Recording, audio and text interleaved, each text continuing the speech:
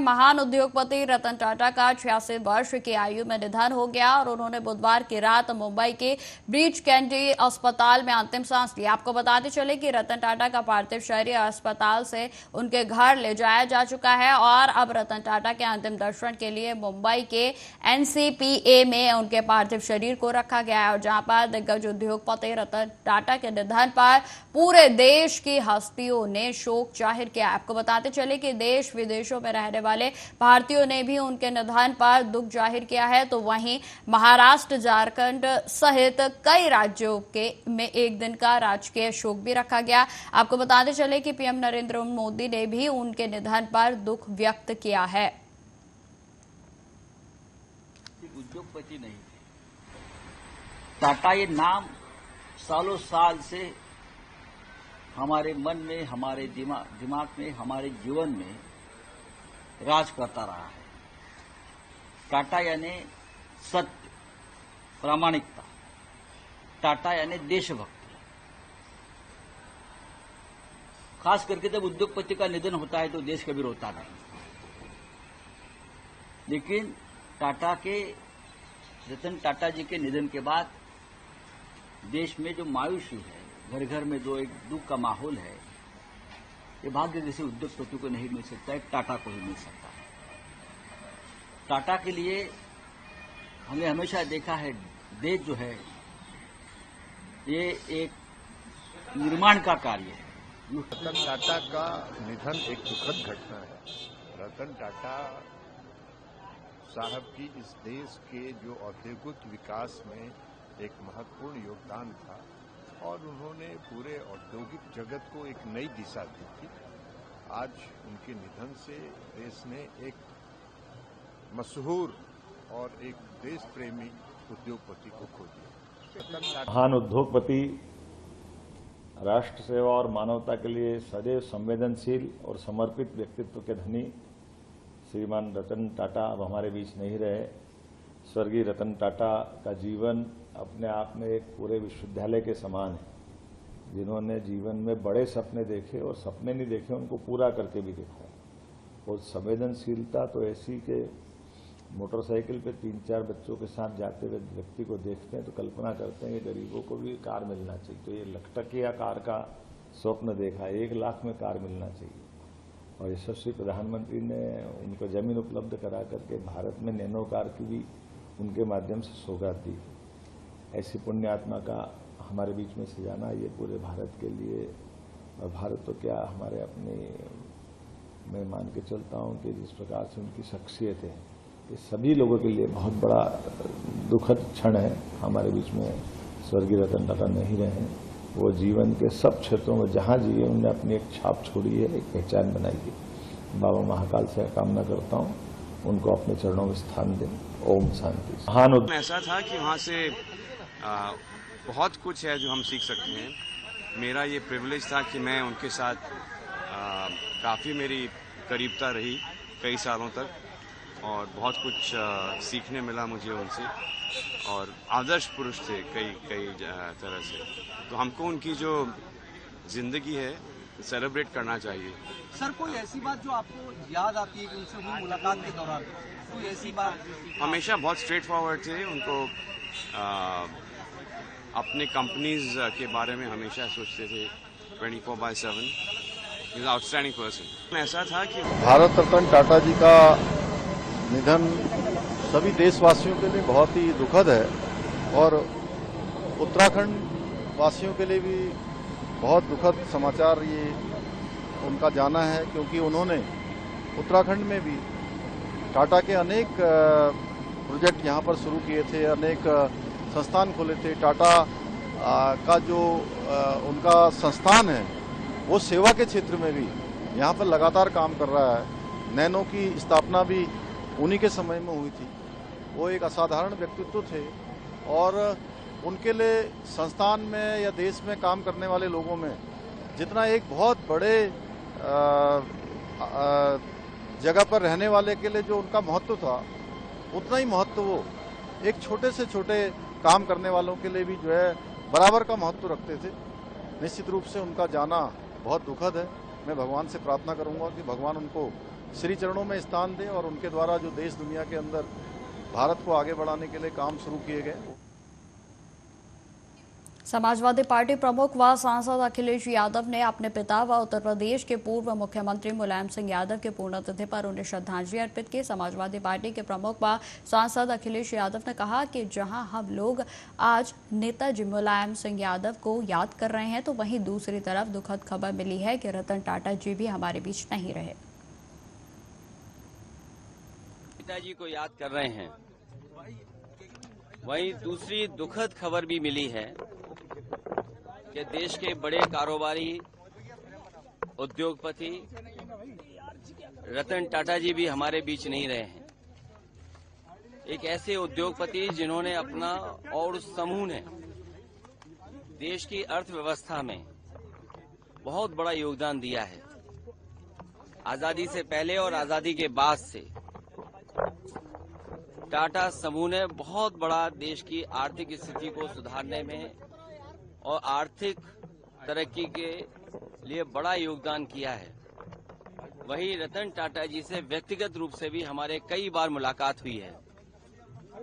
उनकी सोच और उनका विजन यही रहा है कि कारोबार करते समय असूलों के साथ कोई समझौता नहीं, उसूलों से कारोबार करने के लिए और अपने लाभ का समाज के कल्याण के लिए जिस तरीके से उन्होंने लाभ का पैसा लगाया है और लोगों का, आम लोगों का कल्याण कैसे हो, उस दिशा में एक उदाहरण पेश किया। ऐसे उद्योगपति को भी हम लोग याद करते हैं, रतन टाटा जी को। वहीं नेताजी इसी धरती से लड़ करके, इसी धरती से संघर्ष करके, नेताजी इसी धरती पर चोट खा करके धरती पुत्र के नाम से जाने गए और राजनीति के बड़े बड़े उतार चढ़ाव में नेताजी ने समाज को, राजनीति को हमेशा दिशा देने का काम किया। जो समाज में आर्थिक, सामाजिक, राजनीतिक चेतना थी, उसको जगाने के लिए और देश को समाजवादी विचारधारा से जोड़ करके चलने के लिए उन्होंने जो रास्ता दिखाया है, उसी रास्ते पर हम समाजवादी लोग आज चल रहे हैं। नेताजी ने दुनिया के समाजवाद को देश में फैलाया और नेताजी ने किसानों से लेकर के गरीबों के लिए जो काम किया है, यहाँ तक कि सामान्य पब्लिक में बड़े और छात्र और नौजवानों के जो किया है वो भुलाया नहीं जा सकता है। बस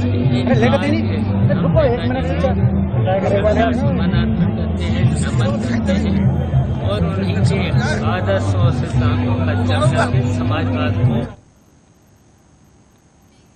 कांग्रेस नेता पवन खेड़ा चुनाव आयोग कार्यालय पहुंचे और जहां पर आपको बताते चले कि हरियाणा विधानसभा चुनाव के नतीजे के सिलसिले में कांग्रेस प्रतिनिधि मंडल चुनाव आयोग के अधिकारियों से मुलाकात करेंगे। और साथ ही आपको बता दें कि कांग्रेस नेता पवन खेड़ा ने कहा कि आज केसी वेणुगोपाल, अशोक गहलोत, अजय मानक, जयराम रमेश, भूपेंद्र सिंह हुड्डा और पार्टी के अन्य नेताओं के बीच में चुनाव आयोग के अधिकारियों से मुलाकात की जाएगी और हमने आज चुनाव आयोग को अवगत कराया है। केसी वेणुगोपाल जी, अशोक गहलोत जी, अजय माकन जी, चौधरी भूपेंद्र सिंह हुड्डा जी, जयराम रमेश जी, उदय भान जी और सिंघवी साहब भी थे, वो ऑनलाइन जुड़े। इलेक्शन कमीशन को हमने अवगत कराया। करीब 20 शिकायतें जो हमारे पास आई हैं, उनमें से 7 लिखित शिकायतें जो अभी आई हैं 7 कॉन्स्टिट्यूएंसीज से, जिसमें बैटरीज का खास तौर पे जो 99% बैटरीज दिखा रहे थी काउंटिंग के दिन, और बाकी मशीनें जो सामान्य थी वो 60-70% दिखा रही थी। उससे हमने चुनाव आयोग को अवगत कराया और चुनाव आयोग ने हमें ये आश्वासन दिया है, क्योंकि माकन जी ने और सिंघवी साहब ने एक मांग रखी कि वो तमाम मशीनें जिनके बारे में आज जिक्र किया है, शिकायत की है, उन मशीनों को सील कर दिया जाए, सिक्योर कर दिया जाए जब तक इसकी जांच पूरी नहीं हो जाती। हमने चुनाव आयोग को ये भी कहा कि अगले 48 घंटे में हम बाकी शिकायतें जो हमारी एकत्रित हो रही हैं, हरियाणा प्रदेश कांग्रेस कमेटी के अध्यक्ष उदय भान जी इकट्ठी कर रहे हैं, वो तमाम शिकायतें भी हम अगले 48 घंटे में उपलब्ध करा देंगे चुनाव आयोग को। और उसके बाद वो सारी मशीनें सिक्योर कर दी जानी चाहिए ताकि उससे कोई छेड़ाछाड़ी न हो सके जब तक जांच पूरी नहीं हो जाती। और कोई सवाल? चुनाव आयोग ने हमें आश्वासन दिया है कि वो इस पूरे मामले को देखेंगे और उसका जवाब हमें लिखित में हर बिंदु का, हर कॉन्स्टिट्यूएंसी का अपने रिटर्निंग ऑफिसर से सलाह करके हमें वो जवाब देंगे। जो नतीजा है हरियाणा का आश्चर्यचकित करने वाला है, क्योंकि हर आदमी समझता था कि हरियाणा में कांग्रेस सरकार बनाने जा रही है। चाहे आप मीडिया के आदमी हो, चाहे आपके एक्सपर्ट हो, चाहे आईबी हो, चाहे कोई भी एजेंसी हो, सबकी ये रिपोर्ट सर्वे सारे सर्वे ये आए थे। लेकिन ये हुआ, पोस्टल बैलेट की गिनती शुरू होती है तो हर जगह कांग्रेस लीड करती है, ईवीएम की शुरू होती है तो कांग्रेस लीड करती है। डाउट क्रिएट है, बहुत सारी जैसे कंप्लेंट है 30 के करीब है, बहुत सारी तो रिटर्न कंप्लेंट आ गई है और वर्बली बहुत आए हैं सबके। हमारे पास टेलीफोन आया जब काउंटिंग हो रही थी, कई जगह काउंटिंग डिले की गई है, कई जगह ये कहा गया बार बार पोस्टल बैलेट पहले गिनती कीजिए, लेकिन कई जगह नहीं की गई, बाद में की गई। ऐसे कई कंप्लेंट हमने दी है और इलेक्शन कमीशन ने अश्योर किया, वो सारे कंप्लेंट देख रहे हैं। और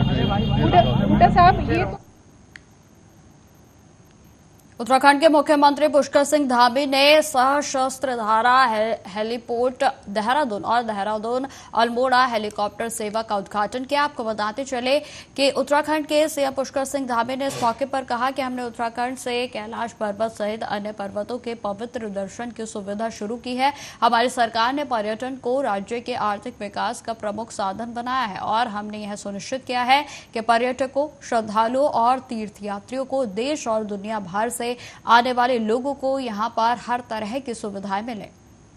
इस अवसर पर आप सबको बताना चाहूंगा कि हमने उत्तराखंड से कैलाश पर्वत सहित अन्य पर्वतों के पवित्र दर्शनों की जो सुविधा है वह भी प्रारंभ कर दी है। भाइयों बहनों, हमारी सरकार ने पर्यटन को राज्य के आर्थिक विकास का एक प्रमुख साधन बनाया है और हमने सुनिश्चित किया है कि राज्य के प्रत्येक कोने में हमारे देश दुनिया से आने वाले पर्यटक हैं, श्रद्धालु हैं, तीर्थयात्री हैं, उनको सभी प्रकार की सुविधाएं यहां पर मिले। और हम एक और जहां प्रदेश में पर्यटन स्थल विकसित करने का प्रयास कर रहे हैं, वहीं जो पुराने हमारे पर्यटक स्थल हैं उनके लिए भी निरंतरता से काम कर रहे हैं। होम स्टे जैसी योजना भी हमारे लिए एक गेम चेंजर साबित हो रही है और इससे ग्रामीण पर्यटन को आज बढ़ावा मिले, उसके लिए हमारा लगातार प्रयास है। और आने वाले जो पर्यटक हैं वो पर्यटक भी हमारे उत्तराखंड की जो समृद्ध सांस्कृतिक विरासत है, हमारी संस्कृति है, उससे परिचित हो सके और स्थानीय लोगों को रोजगार मिल सके। हमारी सरकार ने उत्तराखंड में पर्यटन और कनेक्टिविटी को बढ़ाने के उद्देश्य से राज्य के सुदूरवर्ती और दुर्गम क्षेत्रों को भी हवाई सेवा से जोड़ने का प्रयास किया है। और सहस्त्रधारा का जो हेलीपैड है, भाजपा नेता स्मृति ईरानी ने कहा कि हरियाणा का ऐतिहासिक निर्णय वोटर के माध्यम से हमें प्राप्त हुआ है। प्रधानमंत्री नरेंद्र मोदी के नेतृत्व में हरियाणा के विकास के जितने भी कार्य हुए, यह उसकी जीत है। आगे उन्होंने क्या कुछ कहा, आप सुनिए। मैं इतना ही कहूंगी, हरियाणा का जो एक ऐतिहासिक निर्णय वोटर के माध्यम से हमें प्राप्त हुआ है, नरेंद्र मोदी जी के नेतृत्व में विकास के जितने भी काम हरियाणा में हुए, ये उसकी जीत है। साथ ही जैसा कि प्रधानमंत्री जी ने स्वयं कहा कि जिस माटी से गीता का उपदेश उपजा, उसी माटी ने संघर्षों के बाद विकास के पथ पर चलने के लिए नरेंद्र मोदी के नेतृत्व को सराहा और सम्मान दिया। एनसीपी एससीपी नेता अनिल देशमुख का कहना है कि हमारे सीट बंटवारे को लेकर बहुत अच्छी चर्चा हुई है और बैठक में महाविकास अघाड़ी के सभी नेता मौजूद थे। नेता की बहुत ही अच्छी चर्चा आज हमारी सीट डिस्ट्रीब्यूशन के बारे में हुई। महाविकास आघाड़ी के हमारे जो घटक है, कांग्रेस, राष्ट्रवादी, शिवसेना, इनके नेता सब उपस्थित थे। जल्दी हम जो हमारे महाविकास आघाड़ी के जो मित्र पक्ष हैं, शेतकरी संघटना, सीपीएम, सीपीआई, जो भी हमारे मित्र पक्ष हैं, आप इनसे हम चर्चा करेंगे और उनसे चर्चा करके निर्णय लेंगे। काफी जगह पे हमारा निर्णय हुआ है, 15% जगह जो है उसको पेंडिंग में रखा है, उसके ऊपर जल्द से जल्द चर्चा होगी। यहीं पे चर्चा होगी कि वरिष्ठ नेताओं के साथ भी चर्चा? नहीं, यही चर्चा होगी। वरिष्ठ नेताओं के पास जाने की शायद जरूरत नहीं पड़ेगी, ऐसा लगता है। यहीं हमारी जो तीनों पार्टी के और मित्र पक्ष जो है उनके साथ चर्चा करके हम पूरी लिस्ट फाइनल करेंगे। सर, आगे भी और बैठकें होगी? गुजरात के मुख्यमंत्री भूपेंद्र पटेल ने गांधीनगर में SPIPA गांधीनगर परिसर भवन में अहमदाबाद ऑफिसर्स हॉस्टल के उद्घाटन के अवसर पर संबोधित किया। आधुनिक सिविल सर्विसના આર્કિટેક્ટ સરદાર સાહેબ સનદી અધિકારીઓ દેશની અખંડિતતા જાળવીને રાષ્ટ્રની નિષ્પક્ષ સેવાથી શિસ્તબદ્ધ કાર્યક્ષમ અને નૈતિક વહીવટ કરે તે માટેની હિમાયત કરી છે। વિશ્વ નેતા અને આપણા યશસ્વી વડાપ્રધાન શ્રી નરેન્દ્રભાઈ મોદીએ સ્વરાજ પછી સુરાજ ગુડ ગવર્નન્સની દિશા આપીને સરકારી વહીવટને અસરકારી બનાવવાની જાહેર સેવકોને પ્રેરણા આપી છે। આજે 23 વર્ષ અને 23 વર્ષ એક રાજ્યના વડા, દેશના વડા તરીકે રહેવું અને લોકશાહી દેશમાં રહેવું એ આપણે બધાને ખ્યાલ છે કે કેટલી તકલીફો પડતી હોય છે। दिल्ली सीएम आवास पर दिल्ली बीजेपी अध्यक्ष वीरेंद्र सचदेवा ने कहा कि आखिरकार अरविंद केजरीवाल का शीश महल सील कर दिया गया।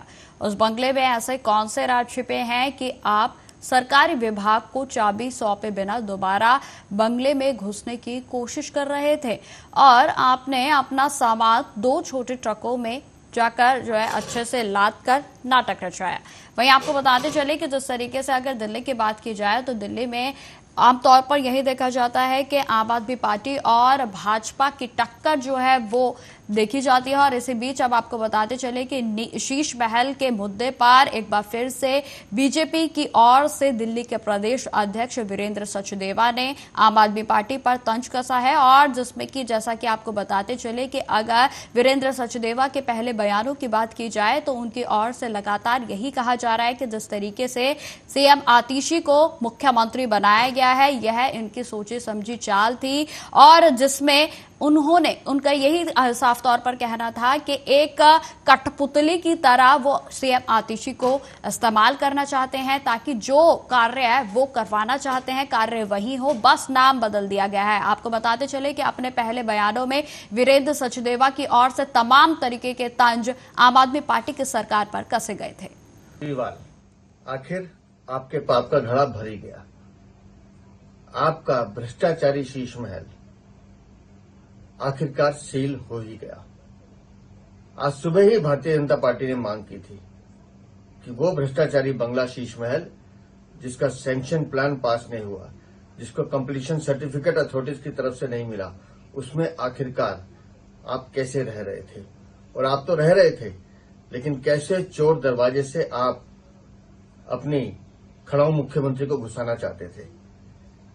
उस बंगले के अंदर आखिर ऐसे कौन से राज दफन हैं जो नियमों का उल्लंघन कर बिना सरकारी विभाग को चाबी दिए, बिना उसकी वेंट्री बनाए आप चाबी खेलकर उसमें घुसने का प्रयास कर रहे थे।